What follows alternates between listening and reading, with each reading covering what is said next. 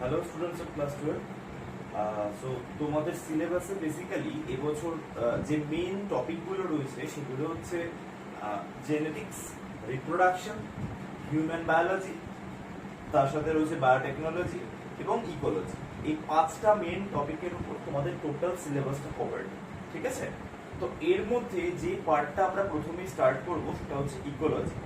এখন এই ইকোলজিতে তোমাদের বেসিক্যালি যে কনসেপ্টটা তৈরি করতে হবে তার বিষয়ে একটা ওভারঅল ইন্ট্রোডাকশন তোমাদের আজকের এই প্রথম ভিডিওতে দিচ্ছি, এবং আস্তে আস্তে তারপরে নেক্সট ভিডিওগুলোতে আমরা আরো ডিপ মেথডগুলো মানে ডিপ যে সাবজেক্টগুলো রয়েছে সেগুলোতে ঢুকতে পারি। তো প্রথমেই আমরা একটু জেনে নেব যে হোয়াট ইজ ইকোলজি। ইকোলজি জিনিসটা কি সেটা আমাদের সবার প্রথম জানতে হবে। ইকোলজি কথাটার অর্থ হচ্ছে বাস্তুতন্ত্র। আশা তোমরা এই শব্দটার সঙ্গে এর আগেই মানে যেহেতু তোমাদের এনভায়রনমেন্টাল সায়েন্সে এই জিনিসগুলো বারবার ঘুরে ফিরে এসছে, তোমরা পরিচিত। ইকোলজি শব্দটাও নিশ্চয়ই তোমরা এর আগে শুনেছো, বাট আমাদের এখন ক্লাস 12 এর সিলেবাসে আর কি এই ইকোলজির অনেক ডিপ জিনিসপত্র মানে যেই কনসেপ্টগুলো আগে তোমাদের ছিল না সেগুলো পড়তে হবে। তো প্রথমে আমরা একটু জেনে নিই ইকোলজি জিনিসটা। ইকোলজি বলতে আমরা যেটা বুঝবো সেটা হচ্ছে আমরা যে প্রাণী, শুধু মানুষ নয়, সমস্ত প্রাণী এবং উদ্ভিদ অর্থাৎ যে জীব, সমগ্র জীবজগৎ এবং সেই জীবেরা যে পরিবেশের মধ্যে বসবাস করছে, অর্থাৎ যে আলো, জল, হাওয়া, মাটি, এই যে ওভারঅল পরিবেশ, যেই পরিবেশ ছাড়া জীবেরা বেঁচে থাকতে পারবে না, সেই পরিবেশের সঙ্গে এবং এই সমস্ত উদ্ভিদ এবং প্রাণীদের তাদের আন্তঃসম্পর্ক, অর্থাৎ তাদের নিজেদের মধ্যে যে একটা কমিউনিকেশন কন্টিনিউয়াস চলছে, ঠিক আছে, তাদের নিজেদের মধ্যে যে মিথস্ক্রিয়া, সেই টোটাল ওভারঅল কনসেপ্টটাকে আমরা একসঙ্গে বলছি হচ্ছে ইকোলজি বা বাস্তুতন্ত্র। ঠিক আছে? তো প্রথম যে প্রশ্নটা চলে আসবে বাস্তুতন্ত্র পড়তে গিয়ে সেটা হচ্ছে আমরা বাস্তুতন্ত্র কেন পড়বো, আমাদের উদ্দেশ্যটা কি, ইকোলজি পড়বার আমাদের প্রধান উদ্দেশ্যটা কি। দেখো, এখন এই সাম্প্রতিক বিভিন্ন রকম আঙ্গিকগুলো তোমরা যদি লক্ষ্য রাখো দেখতে পাবে আমরা এই মুহূর্তে বিভিন্ন রকম খারাপ সিচুয়েশনের মধ্যে দিয়ে যাচ্ছি। প্রথম কথা, করোনা ভাইরাসের সংক্রমণের জন্য আমরা লকডাউন কন্ডিশনে রয়েছি এবং এখান থেকে বেরোনোর জন্য আমরা ক্রমাগত রাস্তা খুঁজে চলেছি।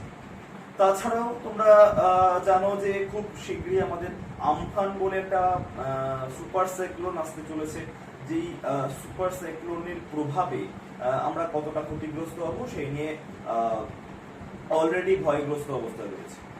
তাছাড়াও শোনা যাচ্ছে খবরে পঙ্গপাল তার আক্রমণের শিকার হতে চলেছে আমাদের কৃষক সমাজ। অর্থাৎ তোমরা জানো যে আমরা যে মানুষের যে মানে খাদ্যশস্য, আমাদের যে প্রধান খাবার ধান, গম বা অন্যান্য খাদ্যশস্য, জোয়ার, বাজরা ইত্যাদি, এগুলো যেই চাষের জমিতেই পঙ্গপালের আক্রমণ হয় পুরো ঝাঁঝরা করে দিয়ে চলে যায় আর কি। মানে মোটামুটি ওরা একদিনে এবারে যে প্রায় 35,000 মানুষের খাবার খেয়ে নিতে পারে। সুতরাং আমরা যেখানে ছিলাম আর কি, এই জিনিসগুলোর সঙ্গে ইকোলজির সম্পর্কটা কোথায়? এই জিনিসগুলোর সঙ্গে ইকোলজির সম্পর্কটা এইখানেই, আমরা যদি ইকোলজি বা বাস্তুতন্ত্রের বেসিক কনসেপ্টটা তৈরি রাখতে পারি, তাহলে এই যে আপকামিং সমস্যাগুলো বা এই যে সমস্যাগুলোর জন্য আমরা মানে এখন মানুষ বা মানব জীবন বিভিন্নভাবে বিপর্যস্ত হচ্ছে, সেই সমস্যাগুলো থেকে বেরোনোর একটা রাস্তা খুঁজে পেতে হবে। অর্থাৎ এই যে প্রাকৃতিক দুর্যোগগুলো, বন্যা, খরা, দুর্ভিক্ষ বা এখন ধরো যে ভাইরাসের আক্রমণ ইত্যাদি, এই বিভিন্ন রকম বিষয়গুলো এদের সঙ্গে কিভাবে লড়তে হবে তার যে একটা আগাম বা সতর্কতা বা ধরো মানে আগাম ব্যবস্থাপনা করে রাখা, এই বিষয়গুলো আমরা করতে পারবো। তাছাড়াও তোমরা প্রত্যেকেই উদ্ভিদের প্রয়োজনীয়তা জানো, যে গাছপালা না থাকলে আমরা মানুষেরা মানে মানুষ বা অন্যান্য কোনো প্রাণী যে বেঁচে থাকতে পারবো না, সেটা তোমরা জানো, আমি সেই বিষয়ে আপাতত যাচ্ছি না। তো তাদেরকে তোমরা জানো যে বেশ কিছু মানুষ আর কি তারা নির্বিচারে ধ্বংস করে চলেছে। তো সেই সবুজ বনানী মানে আমাদের বন জঙ্গল বা ফরেস্ট, সেগুলোকে বাঁচানোর জন্য কি কি পদ্ধতি নেওয়া দরকার, তারও একটা বেসিক কনসেপ্ট, ঠিক আছে, যে তার কি কি পদ্ধতি নেওয়া উচিত, কিভাবে কোন জায়গায় কাকে প্রিজার্ভেশন করব, এই যে কনসেপ্ট গুলো সেগুলো আমরা ইকোলজির মাধ্যমে তৈরি করতে পারবো। অর্থাৎ ইকোলজি একটা প্রচন্ড ভাস্ট জিনিস, বুঝতে পারছো? মানে ইকোলজির মধ্যে এত কিছু পড়ে, এই যে মানে আমাদের প্রত্যেকটা প্রাণী বা উদ্ভিদ, তার সঙ্গে এই যে পরিবেশ, আমাদের যে এনভায়রনমেন্ট, তার যে ইন্টারঅ্যাকশন, কন্টিনিউয়াস যে কমিউনিকেশন চলছে প্রত্যেকটা জিনিসের সঙ্গে প্রত্যেকটা জিনিসের, এর মধ্যে একটা অদ্ভুত মজা রয়েছে। এই কনসেপ্টটা যখন তোমার মধ্যে তৈরি হয়ে যাবে, তখন তোমার বিভিন্ন রকম মানে এনভায়রনমেন্টের বিভিন্ন রকম আঙ্গিক গুলো, যেই জিনিসগুলো প্রত্যেকটা মানুষের মানে এমন কোনো মানুষ থাকা উচিত নয় যার কাছে বেসিক কনসেপ্টটা নেই। কারণ মানে সেক্ষেত্রে ওই ওই মানে ওই অজ্ঞতার থেকেই কিন্তু আমরা মানে ধরো যে মানুষগুলো নির্বিচারে গাছ কেটে ফেলছে, বা ধরো প্রকৃতির ক্ষতি করতে তাদের মানে কুণ্ঠাবোধ হয় না, সেগুলোর পিছনে প্রধান কারণ কিন্তু এই কনসেপ্টগুলো না থাকা। সুতরাং ইকোলজি আমাদেরকে এই কনসেপ্টগুলো তৈরি করতে সাহায্য করে। এখন আমরা অন্যান্য টপিকগুলো শুরু করার আগে প্রথমেই একটু জেনে নেব ইকোলজির কিছু শ্রেণী বিভাগ, ঠিক আছে? অর্থাৎ ইকোলজিকে বা বাস্তুতন্ত্রকে আমরা কি কি ভাগে ভাগ করতে পারি। প্রথমেই দেখো আমরা ভাগ করতে পারি হচ্ছে মানে একদম বেসিক্যালি প্রথম যে মানে 3-4 রকম ভাবে ইকোলজিকে আমরা ভাগ করতে পারি। প্রথমেই দেখে নেব হচ্ছে কাদেরকে নিয়ে আলোচনা হচ্ছে, মানে কোন স্পিসিস, কোন টাইপ অফ স্পিসিসকে নিয়ে আলোচনা করা হচ্ছে, তার উপর ভিত্তি করে আমরা দুটো পার্টে ভাগ করতে পারি।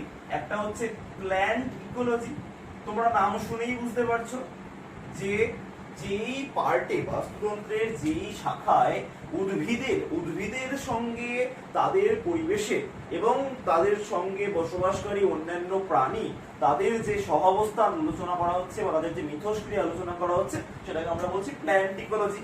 এবং বুঝতেই পারছো সেকেন্ড পার্টটা কি হবে, সেটা হচ্ছে অ্যানিম্যাল ইকোলজি।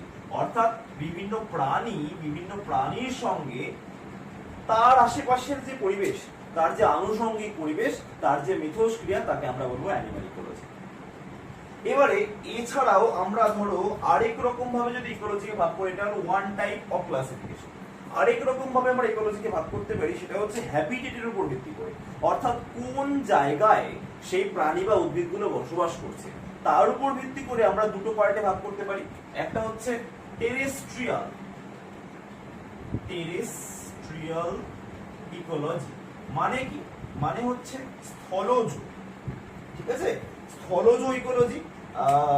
অর্থাৎ স্থলভাগে যে সমস্ত প্রাণী বা উদ্ভিদগুলো বসবাস করছে, তাদের মানে মানে পারিপার্শ্বিক পরিবেশের সঙ্গে যে মিথস্ক্রিয়াটা গড়ে উঠছে, সেটা আলোচনা হচ্ছে টেরেস্ট্রিয়াল ইকোলজিতে। এবং মেরিন ইকোলজি হচ্ছে সেকেন্ড পার্ট, যেখানে জলভাগে অর্থাৎ সামুদ্রিক প্রাণী বা উদ্ভিদ, তাদের সঙ্গে তাদের আশেপাশের যে পরিবেশ, তার যে মিথস্ক্রিয়া, সেটা আলোচনা হচ্ছে মেরিন ইকোলজিতে। এখন এইটা ছাড়াও, এই দুরকম ভাবে ক্লাসিফিকেশন ছাড়াও আরেকটা ক্লাসিফিকেশন রয়েছে ইকোলজি, সেটা খুব ইম্পর্টেন্ট, তোমরা ভালো করে বিষয়টা শুনবে। এই টার্মটা তোমরা শোনোনি হয়তো আগে, সেটা হচ্ছে অটোইকোলজি। দুটো পার্ট আছে, একটা হচ্ছে অটোইকোলজি, অর্থাৎ অটোইকোলজি, এবং আরেকটা হচ্ছে সিনইকোলজি। ঠিক আছে, অটিকোলজি এবং সিনিকোলজি। কনসেপ্টটা কি? খুব সহজ, বিষয়টাকে সহজ করে দেখলে বিষয়টা কিছুই না। অটিকোলজি বলতে আমরা সেই পার্টটাকে বুঝবো যেখানে আমরা একটা নির্দিষ্ট, একটা স্পেসিফিক কোন অর্গানিজম, ঠিক আছে, বা ধরো একটা নির্দিষ্ট স্পিসিস, একটা প্রজাতি, তার যে ইকোলজি, মানে মনে করো আমি মানুষকে দিয়েই বলছি, আমরা হিউম্যান, আমাদের হিউম্যানের রেসপেক্টে, আমাদের মানুষের দৃষ্টিভঙ্গিতে যদি আমাদের পরিবেশকে দেখি বা আমাদের ইকোলজিকে দেখি, সেটাকে আমরা বলবো হচ্ছে অটিকোলজি। অর্থাৎ একটা নির্দিষ্ট স্পিসিসের ইকোলজি, তাকে নিয়ে আলোচনা করার নাম হচ্ছে অটিকোলজি।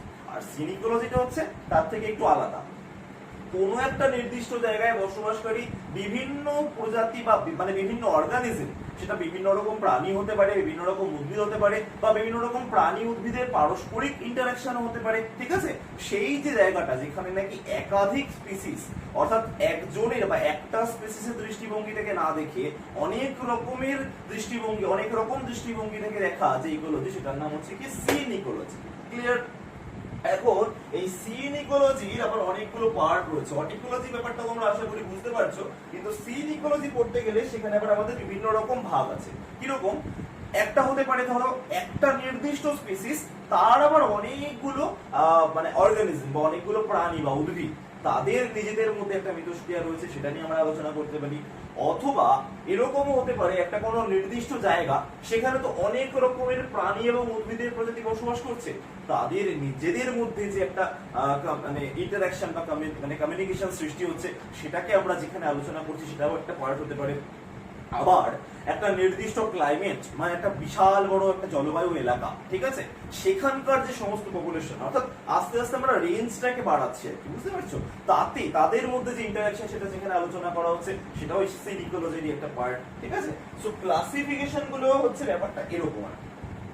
এখন এই ইকোলজি ক্লাসিফিকেশনের পর আমরা নেক্সট যে টপিকটা পড়বো সেটা হচ্ছে অ্যাপ্লিকেশন, মানে ইকোলজিকে আমরা কোথায় কোথায় অ্যাপ্লাই করতে পারি। ইকোলজি কিন্তু একটা প্রচন্ড ভাস্ট সাবজেক্ট, ঠিক আছে, ইকোলজির প্রচুর রকমের অ্যাপ্লিকেশনস রয়েছে। যেমন ধরো অ্যাপ্লাইড ইকোলজির মধ্যে যে পার্টগুলো চলে আসছে সেগুলো হচ্ছে ধরো ফরেস্ট্রি, মানে কি বলবো, মানে বন জঙ্গল নিয়ে যে শাখায় আলোচনা করা হচ্ছে সেই শাখাটার নাম হচ্ছে ফরেস্ট্রি। সেই ফরেস্ট্রিও কিন্তু ইকোলজিরই একটা শাখা বলতে পারো, মানে ইকোলজি কিন্তু মানে ফরেস্ট্রিকে জন্ম দিচ্ছে আর কি। বা ধরো অ্যানিম্যাল হাজবেন্ড্রি, মানে ধরো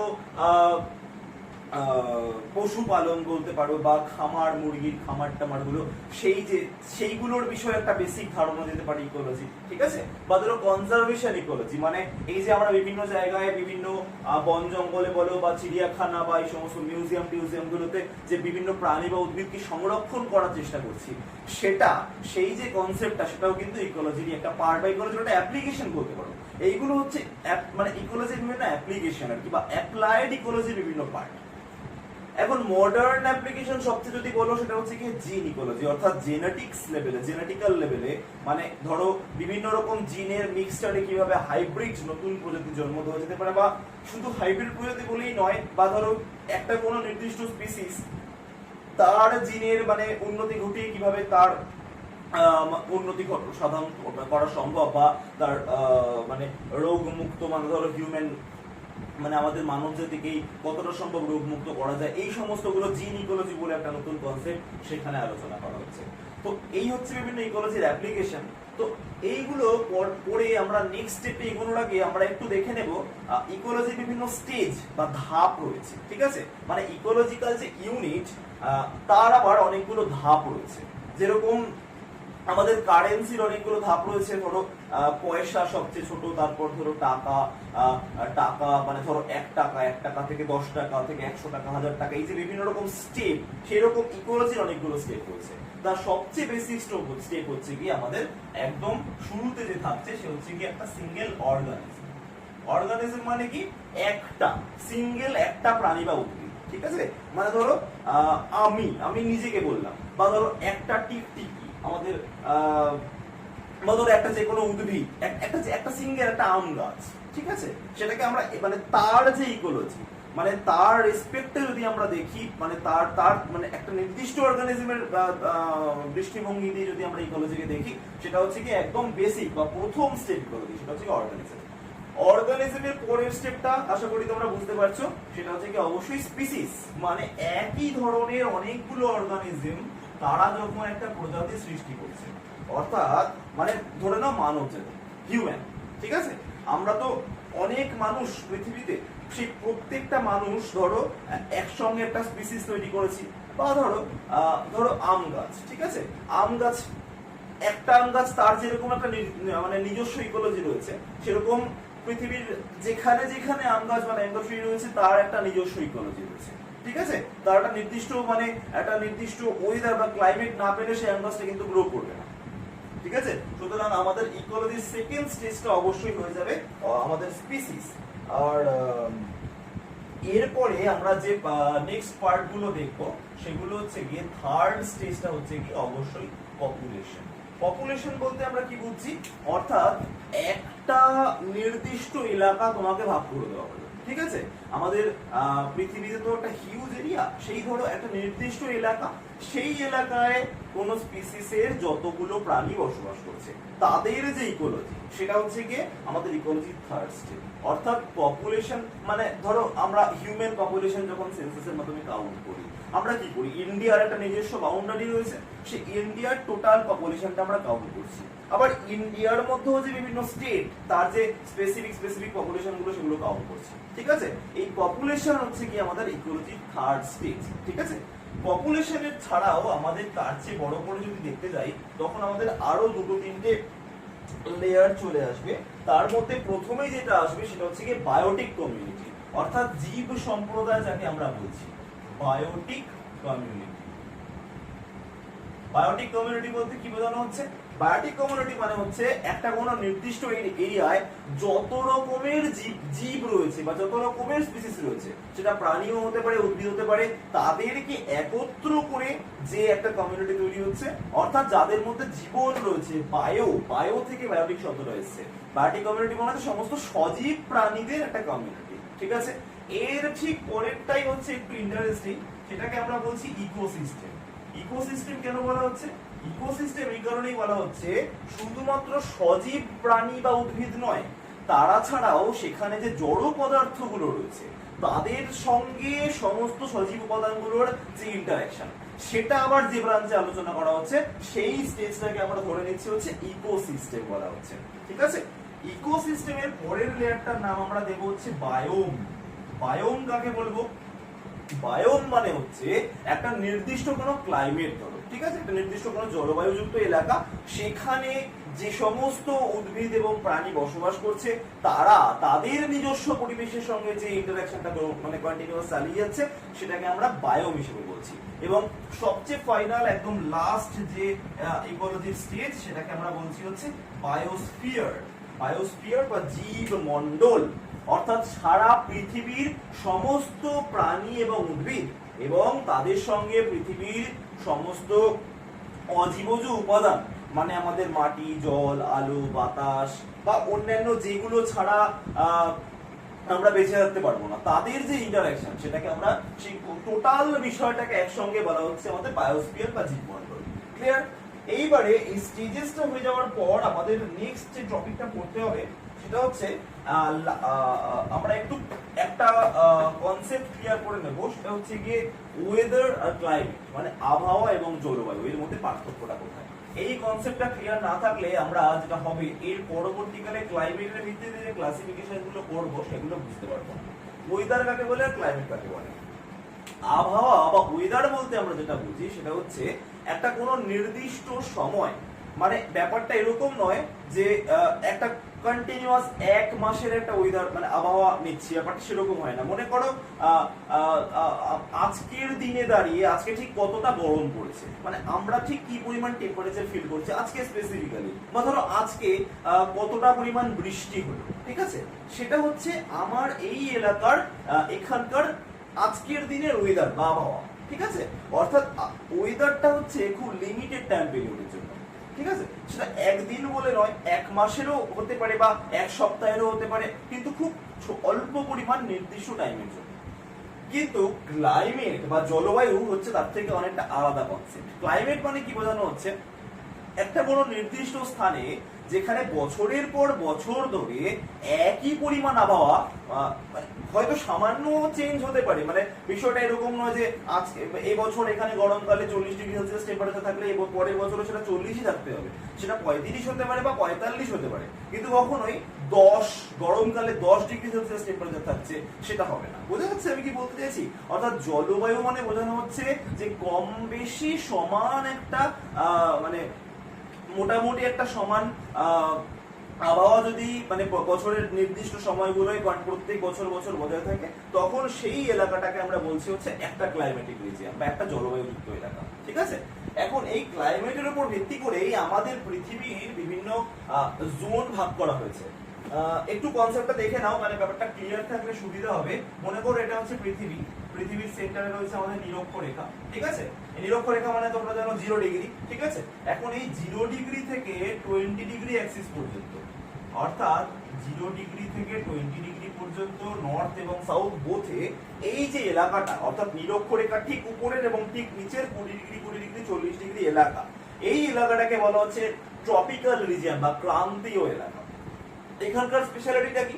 এখানে টেম্পারেচার অনেক বেশি, more than 24 degree Celsius, 24 degree সেলসিয়াসের চেয়েও বেশি টেম্পারেচার থাকে এখানে। ঠিক আছে, এখানে যে ধরনের উদ্ভিদ বা প্রাণী জগৎ গড়ে উঠবে সেটা কিন্তু আবার তারপরের এলাকাগুলোতে গড়ে উঠবে না। ট্রপিক্যাল রিজিয়নে মেইনলি দেখা যায় ক্রান্তীয় বনভূমি, মানে ট্রপিক্যাল রেন ফরেস্ট যেগুলোকে বলা হচ্ছে, বেশিরভাগ এভারগ্রিন মানে চিরহরিৎ যে গাছগুলো, যেগুলোকে আমরা মানে যাদের গাছের পাতা মোটামুটি সারা বছর ধরেই কন্টিনিউয়াস থাকে, অথবা খুব অল্প পরিমাণে আছে পর্ণমোচী। ঠিক আছে, মানে যাদের একটা বছরের একটা নির্দিষ্ট সময় গাছের পাতাটা ঝরে যাচ্ছে, তবে সেটা ক্রান্তীয় রিজিয়নে খুব বেশি দেখা যায়। এখন এই ট্রপিক্যাল রিজিয়নের আমরা গাছপালাকে বলছি ট্রপিক্যাল রেন ফরেস্ট। তারপরে এই 20 ডিগ্রি থেকে 40 ডিগ্রি পর্যন্ত আমার একটা লেয়ার থাকছে, সেটাকে আমরা বলছি হচ্ছে 40 ডিগ্রি পর্যন্ত এই জায়গাটাকে বলা হচ্ছে, মানে 20 থেকে 40 এই জায়গাটা আর এই জায়গাটা, এই জায়গাটাকে বলা হচ্ছে আমাদের সাবট্রপিক্যাল বা উপক্রান্তীয় এলাকা। ঠিক আছে, সাবট্রপিক্যাল এলাকার আবার সমস্ত প্রাণী বা উদ্ভিদ জগৎ আবার অন্য রকম। সেখানে কিরকম হচ্ছে, সেখানে সাবট্রপিক্যাল রেন ফরেস্ট অর্থাৎ যেটা বেশিরভাগ ক্ষেত্রেই পর্ণমোচী, মানে সেখানকার গাছের পাতা বছরের একটা নির্দিষ্ট সময় ঝরে যাচ্ছে, এই ধরনের যে বনাঞ্চলগুলো সেগুলো গড়ে উঠছে, সেই অনুযায়ী সেখানকার প্রাণী জগৎও গড়ে উঠছে। ঠিক আছে, আবার এরপরে 40 থেকে 60 ডিগ্রি সেলসিয়াস পর্যন্ত টেম্পারেচার, মানে যে এলাকাটা, আমার আঁকাটা একটু ভুল হচ্ছে, মানে যে আমি জিওমেট্রিক্যালি বলতে হবে, তোমরা ব্যাপারটা একটু বুঝে নিও। এই যে এলাকাটা সেটাকে আমরা বলছি হচ্ছে ধরো 60 ডিগ্রি পর্যন্ত যে এলাকাটা, সেটাকে আমরা বলছি টেম্পারেট রিজিয়ন বা নাতিশীতোষ্ণ অঞ্চল। তোমরা নাম শুনেই বুঝতে পারছো, সেখানে না প্রচন্ড গরম না প্রচন্ড শীত, কোনোটাই বেশি নয়। ঠিক আছে, সেই যে নাতিশীতোষ্ণ এলাকাটা বা টেম্পারেট এলাকাটা, সেখানে সেই আবহাওয়ার মতন করেই টেম্পারেট ফরেস্ট গড়ে ওঠে। ঠিক আছে, এবং সেই অনুযায়ী মানে সেখানকার মানুষ এবং অন্যান্য প্রাণী জগৎ সেই অনুযায়ী তাদের নিজেদেরকে অ্যাডজাস্ট করে নিতে পারে। এরপরে 60 ডিগ্রি থেকে 80 ডিগ্রি পর্যন্ত, মানে অর্থাৎ যাকে আমরা বলছি সুমেরু এবং কুমেরু, সেই এলাকাটাকে 60 ডিগ্রি থেকে 80 ডিগ্রি, এই দিকটা হচ্ছে সুমেরু, এই দিকটা হচ্ছে কুমেরু, এই আর্কটিক আর অ্যান্টার্কটিক রিজিয়ন, এখানে কিন্তু আবার টেম্পারেচারটা মানে 7 ডিগ্রির চেয়ে কম থাকবে, মানে কোনো সময় বছরের কোনো সময় 7 ডিগ্রির নিচে যাবে না। টেম্পারেচার হচ্ছে 7 থেকে 17 ডিগ্রি মতন থাকে মোটামুটি, আর সাবট্রপিক্যালে থাকে হচ্ছে 17 থেকে 24 ডিগ্রি সেলসিয়াসের মধ্যে মোটামুটি এভারেজ টেম্পারেচার থাকে, আর ট্রপিক্যালে থাকে 24 ডিগ্রির বেশি এভারেজ টেম্পারেচার সারা বছরের। ঠিক আছে, কিন্তু সুমেরু আর কুমেরু মানে আর্কটিক আর অ্যান্টার্কটিক রিজিয়নে মোটামুটি সারা বছরই 7 এর নিচে, 7 ডিগ্রি সেলসিয়াসের নিচে টেম্পারেচার থাকে। ঠিক আছে, লেস দ্যান 7, সেটা 0 হয়, অনেক জায়গায় 0 ডিগ্রি বা তার চেয়েও কমে টেম্পারেচার নেমে যায়। ঠিক আছে, এভারেজ টেম্পারেচারের কথা বলা হচ্ছে। এবার সেখানে সেই অনুযায়ী তাদের উদ্ভিদ জগৎ গড়ে ওঠে বা সেখানকার প্রাণীরা তাদেরকে সেরকম করে অ্যাডাপ্ট বা অভিযোজিত করে নেয়। ঠিক আছে, তো এই ক্লাইমেটের কনসেপ্ট একটু বোঝানো দরকার ছিল। এই কনসেপ্টটা ক্লিয়ার হয়ে গেলে এরপরে আমরা আজকের ভিডিও শেষ করব যে কনসেপ্টটা দিয়ে, সেটা হচ্ছে কি হ্যাবিটেট আর নিশ। এই দুটো জিনিস কাকে বলে, হ্যাবিটেট আর নিশ, এই দুটো জিনিসের কনসেপ্টটা আজকে একটু বুঝে নেব, হ্যাবিটেট এবং নিশ। হ্যাবিটেট মানে বোঝানো হচ্ছে একটা কোনো অর্গানিজম সে যে এলাকায় থাকছে, ঠিক আছে, সে যে জায়গায় বা যে ধরনের পরিবেশে বসবাস করছে, সেটা হচ্ছে তার নিজস্ব বসতি বা বাসস্থান। ঠিক আছে, সেটাই তার হ্যাবিটেট। অর্থাৎ প্রত্যেকটা অর্গানিজম তার নিজস্ব যে এলাকা বা যে ধরনের পরিবেশে থাকতে পছন্দ করে, তাকে তার হ্যাবিটেট বলা হচ্ছে। ঠিক আছে, কিন্তু নিশ কনসেপ্টটা হচ্ছে হ্যাবিটেট থেকে অনেকটা আলাদা। নিশ বলতে কি বোঝানো হচ্ছে, নিশ বলতে বোঝানো হচ্ছে কোনো একটা প্রাণী বা উদ্ভিদ যে এলাকায় বা যে পরিবেশে বসবাস করছে, সেখানকার সমস্ত উপাদান তার সঙ্গে যদি তার কন্টিনিউয়াস ইন্টারঅ্যাকশন চলে, সেই যে ইন্টারঅ্যাকশনটা সেটা যে নির্দিষ্ট এরিয়ার মধ্যে সীমাবদ্ধ থাকছে, সেটাকে আমরা বলছি হচ্ছে তার নিশ। ঠিক আছে, মানে মনে করো ধরো আম গাছ, ঠিক আছে, আম গাছ আমাদের মোটামুটি এই যে সাবট্রপিক্যাল এবং ট্রপিক্যাল রিজিয়নের এই ভারতবর্ষের দিকটা বলো বা এইরকম এই মানে আমি তো মুছে দিলাম ক্লাইমেটের এরিয়াটা, তো সেই জায়গাগুলোতে কিন্তু আম গাছটা বেশি পরিমাণে আমরা দেখতে পাচ্ছি। ঠিক আছে, বুঝতে পারছি। এবার তার কিন্তু একটা নিজস্ব নিশ রয়েছে, মানে সেখানকার টেম্পারেচার একটু হাই থাকতে হবে, মানে অ্যাটলিস্ট 25 ডিগ্রি থেকে 30 ডিগ্রি টেম্পারেচার এভারেজ টেম্পারেচার থাকতে হবে। বৃষ্টিপাত মিনিমাম 100 থেকে 150 সেন্টিমিটার বৃষ্টিপাত ইয়ারলি হতে হবে, এই ক্রাইটেরিয়া গুলো যে এরিয়াগুলো মেনটেন করে সেখানেই কিন্তু আম চাষ ভালো হয়। ঠিক আছে, সুতরাং এই যে ইকোলজি, তার যে এনভায়রনমেন্ট, তার সঙ্গে তার যে নিজস্ব একটা কন্টিনিউয়াস ইন্টারঅ্যাকশন, সেটা যে এরিয়াটার মধ্যে সীমাবদ্ধ আছে তাকে আমরা বলছি হচ্ছে নিশ। ঠিক আছে, এখন নিশ দু রকম হয়, একটা হচ্ছে তোমার ফান্ডামেন্টাল নিশ। ফান্ডামেন্টাল নিশ মানে কি, একটা কোনো নির্দিষ্ট স্পিসিস, একটা কোনো নির্দিষ্ট প্রজাতি, তার যে অর্গানিজম, তাদের যে নিজস্ব পরিবেশের সঙ্গে ইন্টারঅ্যাকশন, সেটাকে আমরা বলছি হচ্ছে ফান্ডামেন্টাল নিশ। ফান্ডামেন্টাল নিশ ছাড়াও আরেকটা জিনিস থাকছে, সেটা হচ্ছে তোমার স্পেশাল নিশ।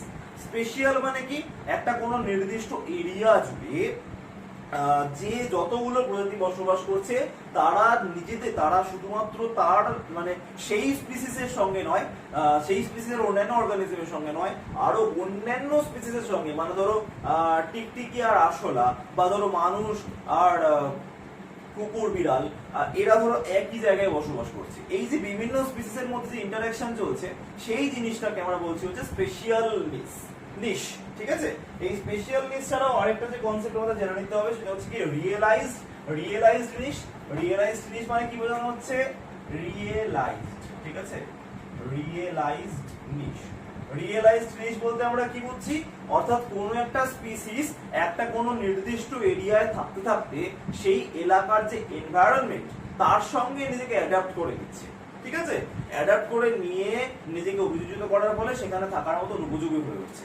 এই ধরনের যে নিশগুলো, সেগুলোকে আমরা বলছি হচ্ছে রিয়েলাইজড নিশ। ঠিক আছে, এবং সবার শেষে একদম সবচেয়ে বড় যে নিশের লেয়ারটা, সেটাকে আমরা বলছি হচ্ছে মাল্টি ডাইমেনশনাল নিশ। মাল্টি ডাইমেনশনাল নিশ মানে কি, মানে বহুমাত্রিক। ঠিক আছে, মানে ধরো সেখানে উপস্থিত যে প্রাণী বা উদ্ভিদ গুলো, বা সেখানে উপস্থিত যে অন্যান্য অ্যাবায়োটিক ফ্যাক্টর গুলো, মানে অজীবজ উপাদানগুলো, তারা তাদের নিজস্ব স্বাতন্ত্র্য বজায় রেখে প্রত্যেকের নিজেদের মধ্যে যে ইন্টারঅ্যাকশনটা চলছে, সেই যে ইন্টারঅ্যাকশনটা, সেটা যখন মানে বিভিন্ন ওভারল্যাপিং, মানে বিভিন্ন নিজেদের নিশগুলো ওভারল্যাপ করার ফলেও তাদের নিজেদের মধ্যে যে ইন্টারঅ্যাকশনটা থাকছে, একটা স্বাতন্ত্র্য বজায় রেখে যে ইন্টারঅ্যাকশনটা বজায় থাকছে, সেটাকে আমরা বলছি হচ্ছে বা মাল্টি ডাইমেনশনাল নিশ। ঠিক আছে, তো এই ছিল আমাদের মোটামুটি নিশের ক্লাসিফিকেশন গুলো। তো আমরা আজকের ভিডিওটা এই হ্যাবিটেট নিশ দিয়ে শেষ করছি। নেক্সট ক্লাসে আমরা আবার বায়োটিক আর অ্যাবায়োটিক ফ্যাক্টর দিয়ে স্টার্ট করব, ইকোলজির আরো ডিপ কনসেপ্টে আমরা ঢুকবো। আশা করি তোমরা সকলে বুঝতে পেরেছো। Thank you.